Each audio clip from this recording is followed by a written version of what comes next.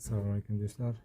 Bugun sizlar bilan baget karnimizda qotirish jarayonini ko'rib chiqamiz, ya'ni yopishtiramiz.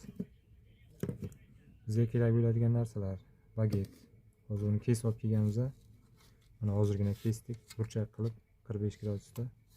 Biqinlar bilan o'ng tomon, chap tomon tayyorlagan baget karniz.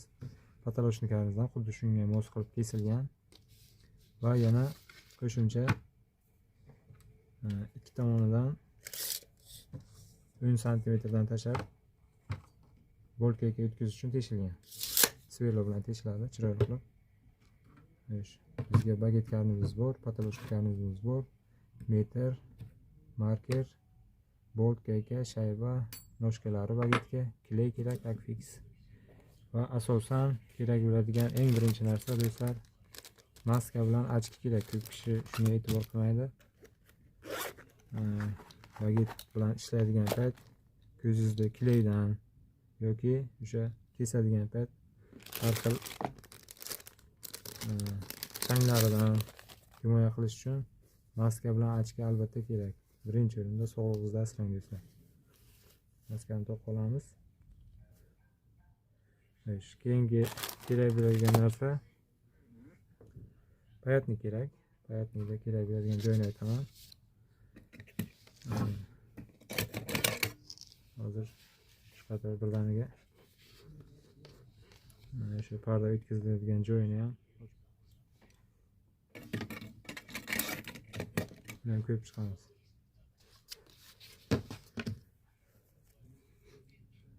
Va yana bizga kerak bo'ladigan narsa, baget tozalagandan keyin, yaxshilab kesgandan keyin qirindichlari qolib ketmasligi uchun o'sha kesilgan joylarni najda bilan tekislab chiqamiz. Yana ham tekis bo'ladi. Ishimiz yana ham sifatli chiqadi.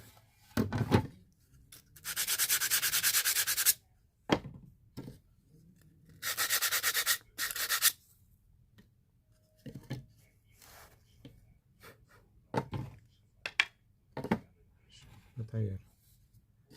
Endi keyingi qiladigan ishimiz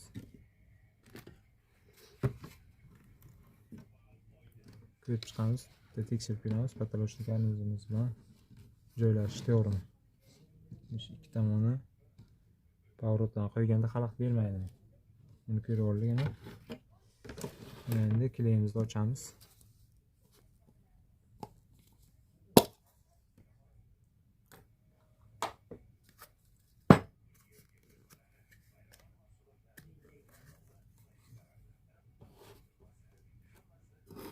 Bir xil yuqori tomonda yuzasiga kleyda tomizib chiqamiz. Qancha qalin yuzani ushlasa shuncha yaxshi, lekin ehtiyot bo'lasizlar. Ko'p qalin kley qilaman deb oqib ketib bagetni ustiga chiqib ketmasin. Oldin tomoniga. O'shani yopishtirib olamiz. Ikki tomonni bir xil qilib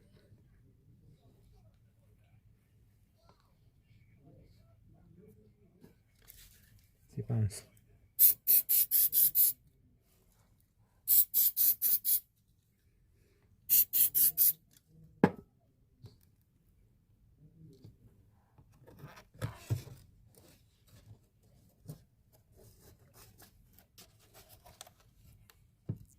Ichkari tomoniga ham sepib olamiz.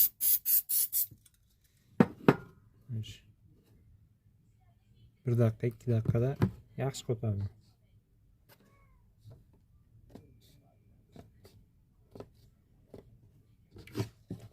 Hali yuzi qotdi, ichlari hali qotmagan. Ichlari ham yaxshi qotsin.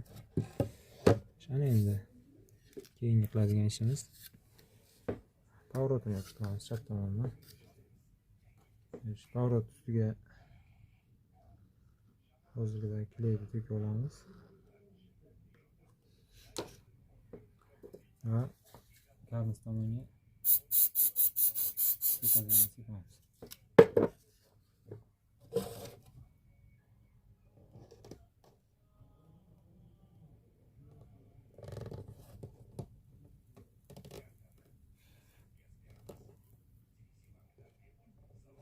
Mana shu payt ehtiyot bo'lasizlar, ko'zga sachrashi mumkin yoki burun bilan o'sha hidlari ketishi mumkin. Ehtiyot berasiz. Keyingi tomoni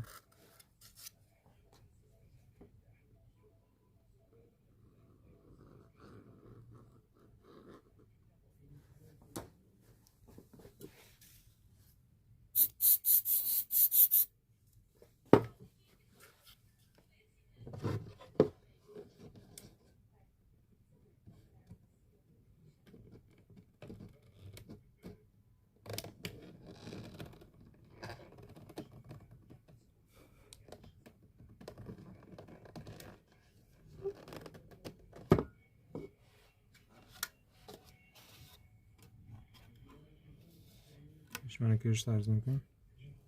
Ichki tomonlari ham yaxshi. Kelesi bo'ldi mana oppoq bo'lib qolgan.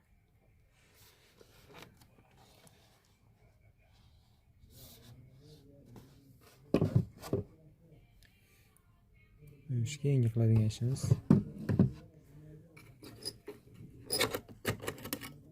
buni oldin qilib olsa o'zi qulayroq bo'ladi. Biz mana qilib ko'rsatamiz. Bayatligimiz qizimaganda. Mana ko'rsatib beraman.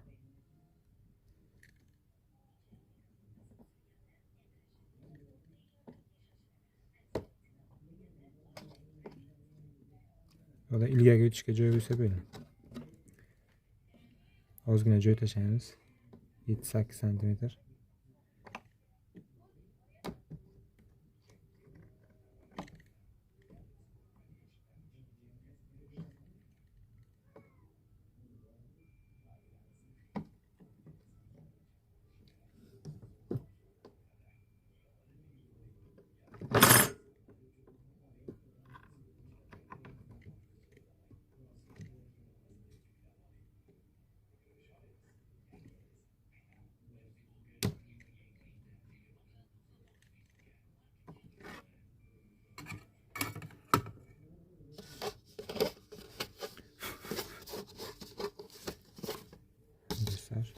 Tayyor bir.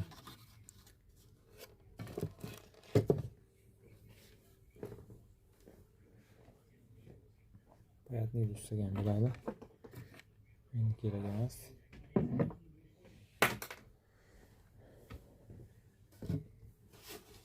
Keyingi qiladigan ishimiz faqat yig'ish. Har bitta noshka uchun ikkitadan bolt, ikkitadan shayba, ikkitadan gayka ishlatiladi. Shaybalar ichkari tomonga qo'yiladi. Ichkari tomonga qo'yiladi. Mana tepa tomoni. Shu tepa tomonidan yetkazamizni qo'yib, noshkasini yo'llab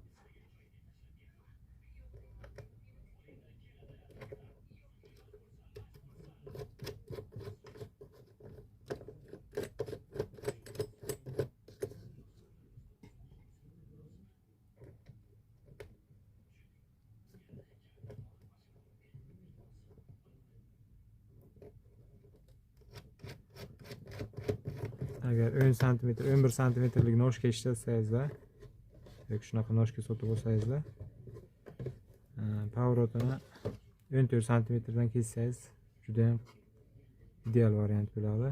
Chunki devor bilan oraliq masofa ham juda kichkina farq bo'ladi.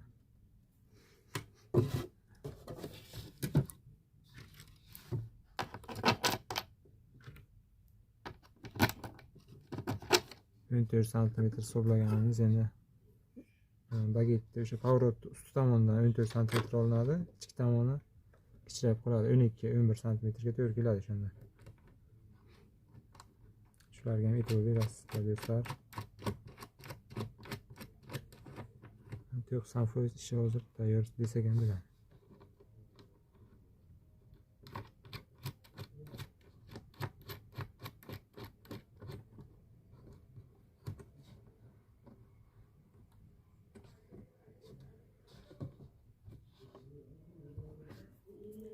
Mana do'stlar, kichkinagina bagetchamiz tayyor bo'ldi. ko'rgazma uchun boshqalari hammasi kontrolda.